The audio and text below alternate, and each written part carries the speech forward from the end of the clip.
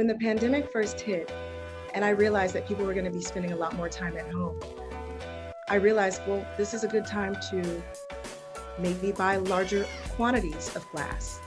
Let's purchase larger quantities of oil, because the possibility of people wanting to create this beautiful haven in their home and have candles burning while they're working from home, the possibility of that is real.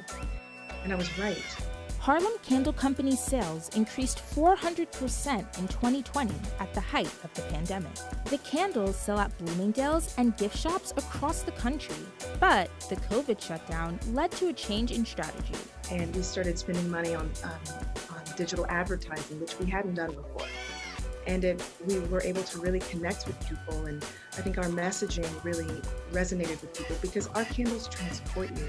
They transport you to a different time. Teri Johnson began her career at the mega consulting firm Accenture. The Texan native quit that job to build her travel-focused production company, Travelista TV. I knew I loved candles. I was really obsessed with beautiful fragrances my entire life. A lot of my friends were buying fancy shoes and beautiful handbags. My luxury was candles. So I met a perfumer who had created fragrance oils for a bunch of different candle brands and perfume houses. And I asked him, could you give me some fragrance oils? I want to experiment with making candles and give these to friends and family for the holidays. And I did. I made 50 candles in my kitchen. The former management consultant started Harlem Candle Company as a passion project in 2014. She started by market testing her candles at pop-ups across New York City.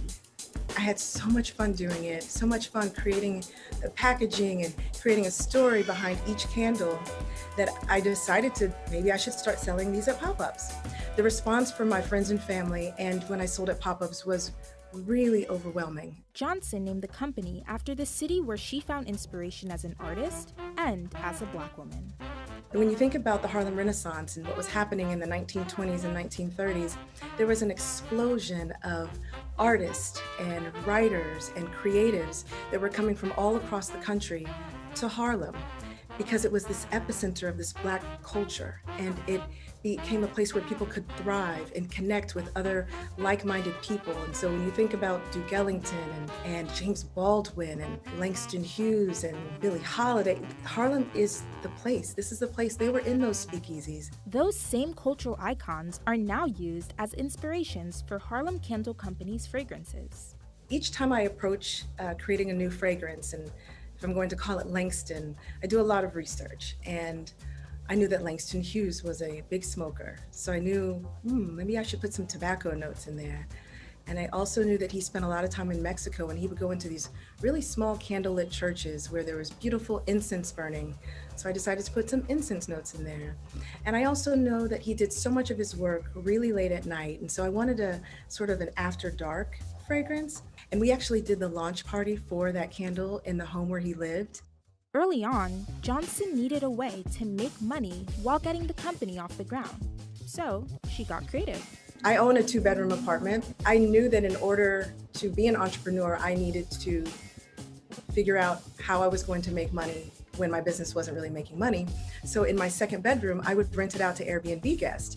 So that covered my mortgage. And my Airbnb guests, they would come from all over the world. They loved what I was doing so much that they would be in the kitchen helping me make candles and boxing stuff and getting things ready for pop-ups. They loved it. They're like, this is so cool. I'm like, great, thanks for helping. Johnson decided to focus on Harlem Candle Company full-time in 2018. Now, she sells way too many candles to produce from her kitchen, but still makes everything in the US. In 2021, the candles will roll out in Nordstrom's across the country. 7 years after launching, Johnson credits her passion for getting her through the ups and downs of starting a business. I knew I needed to work for myself. That was clear very early on in my life.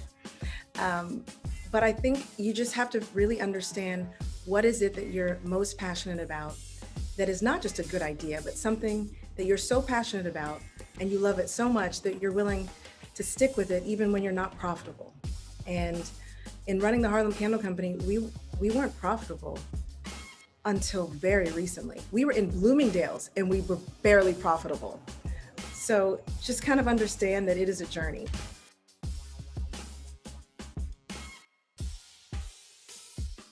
Invest in you. Ready, set, grow. CNBC and Acorns.